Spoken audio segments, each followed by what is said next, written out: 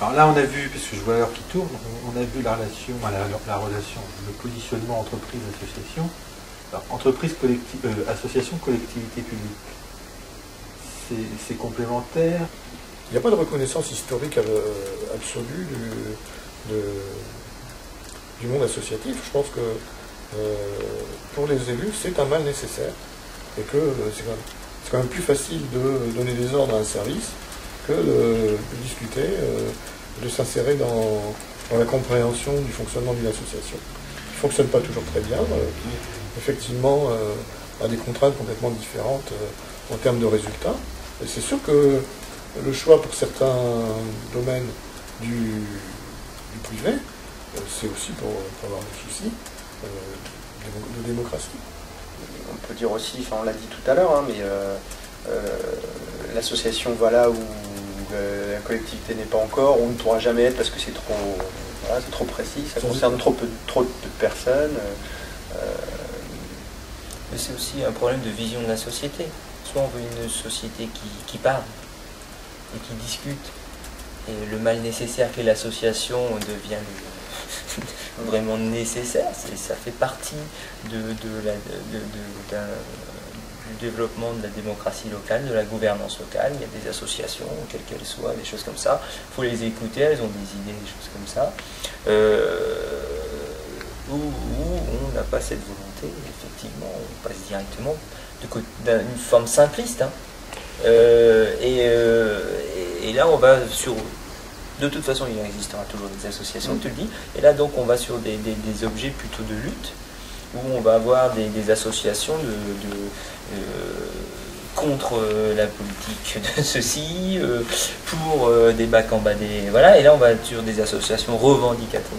Alors que s'il y avait je pense, une écoute des associations qui sont sur des territoires, c'est pas... Bon, il y a des associations qui peuvent être transversales, effectivement, mais qui sont sur ces territoires. Je pense que ça serait un filtre qui permettrait d'amortir.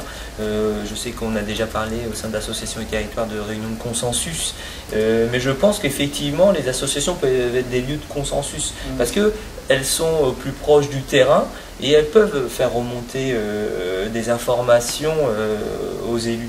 Donc là, on a, dans un premier temps, parlé de la plus-value associative d'une manière générale, et Jean-Marie dérive sur la situation un peu ici autour il y a une concurrence entre les associations. Donc globalement, là, si maintenant on pouvait passer quelques minutes sur la réalité de la vie associative sur Évreux et son agglomération, est-ce que la présence associative elle est forte? Est-ce qu'il y a une entente entre les associations? Apparemment non. Alors, moi, je ne sais pas si c'est une spécificité de l'agglomération évreusienne, mais il y a vraiment peu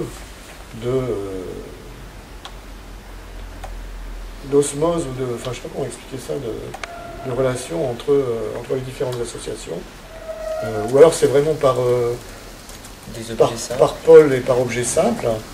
Et c'est vrai qu'il manque un liant. C'est d'autant plus vrai que, par exemple, la ville...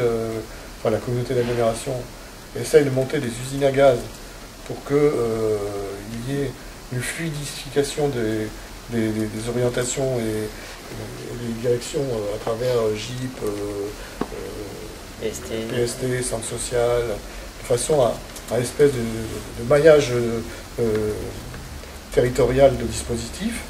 Je pense qu'au bout du bout, on va aller vers un appauvrissement, je dirais, de la vie associative locale, ça c'est certain, mais également de la vie des habitants. Et il y a une partie des associations qui est en train de se faire administrer là. Le problème, c'est qu'on est dans le comptable.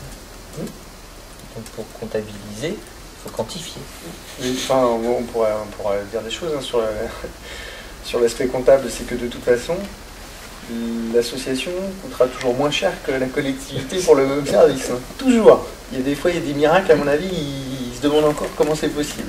D'où le paradoxe que je disais tout à l'heure, où les associations qui rendent quand même un service impressionnant tirent les deux bouts pour finir leur budget, pour avoir des cadres pour encadrer, pour faire vivre l'association, des choses comme ça. Et finalement, qu'on nous oblige à être aussi antinomique avec nos propres valeurs, c'est d'avoir éventuellement des salariés précaires, des choses comme ça. Et alors que c'est à l'inverse des valeurs que l'on a prônées. Parce qu'on parlait du rapport aux entreprises tout à l'heure. Quelque part, je veux dire, les entreprises, elles profitent de tout ce... Et elles ne mettent pas un centime, à la fois de ce que met en place la collectivité locale, et en même temps ce que mettent en place les associations. Moi, je pense qu'il y a de plus en plus d'associations. Effectivement, elles ont des particularismes plus appuyés, un objet spécifique, un groupe de musique de jeunes aujourd'hui va se créer en association. Toutes les compagnies sont en association. Toutes les compagnies. Et ce sont, voilà, et derrière, c'est eux qui ont mis en place une structure administrative d'intermittence pour leur chiffre d'affaires le transformer en salaire. Et c'est voilà, donc ils nous ont facilité un peu, nous, organisateurs, cette tâche-là.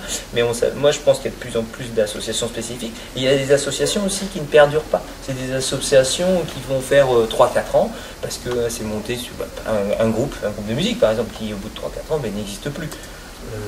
Qu'est-ce qu'il faudrait faire, justement soit à l'échelle des associations, soit à l'échelle du territoire? Il faut créer un conseil municipal des associations. Un collectif local, territorial,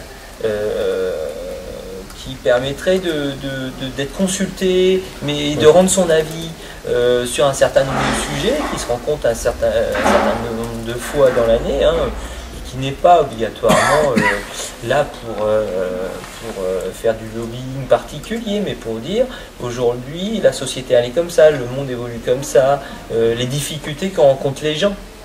Voilà, tel territoire a ces problématiques là.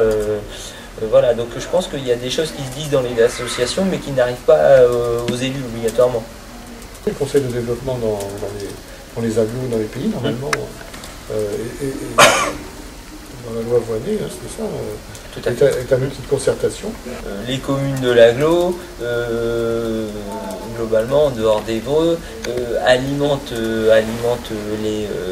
les emplois intramuros à Évreux, et voilà. Justement, alors après, pour avancer, faire avancer notre chapelle, peut-être aussi parce que, bon,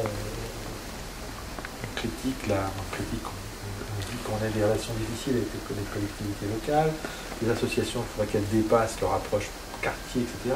Maintenant, je voudrais revenir sur le rapport à la démocratie, parce que vous l'avez dit tout à l'heure, les associations, c'est la démocratie, etc. Moi, j'entends aussi souvent, c'est qu'on dit que les associations ne représentent qu'eux-mêmes, que les intérêts d'une classe de dirigeants, qui ne sont pas porteurs des vrais besoins des gens, etc. Alors, on a dit que c'était un bon moyen d'apprendre la démocratie. Oui, je crois que c'est ça. Après, ça dépend des structures. On retrouvera tous les travers de la société dans les associations.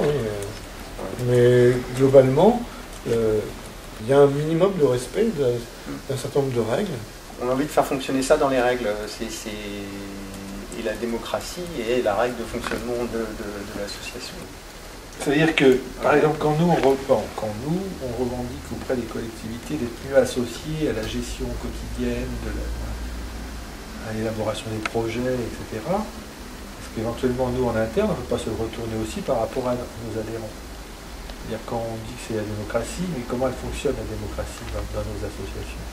On est dans un fonctionnement consumériste, de consommation, ça c'est clair. Le problème, c'est que le paradoxe, c'est faire du citoyen avec de la consommation. Et c'est là-dessus qu'on se bat. Moi, j'ai jamais... moi, dans à l'école, il y a une communication auprès des adhérents. Ils savent que c'est l'Assemblée Générale, ils ont des papiers, des choses comme ça. Voilà. Mais ils ne savent pas. Ils ont leur règlement intérieur, ils ont les statuts de l'association à chaque fois qu'ils adhèrent.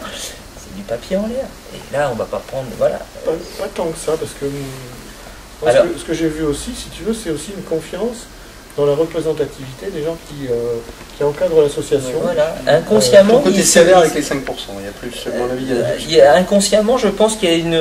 oui, il y a... Mais c'est une manière de vous faites bien, faites-le pour moi, je vous fais confiance, mais il n'y a pas d'adhésion à aller plus loin. Je dirais les grandes associations n'ont pas à rougir, elles ont une légitimité forte de mon point de vue, dans la mesure où il y a quand même une partie de la population qui reconnaît les dirigeants associatifs.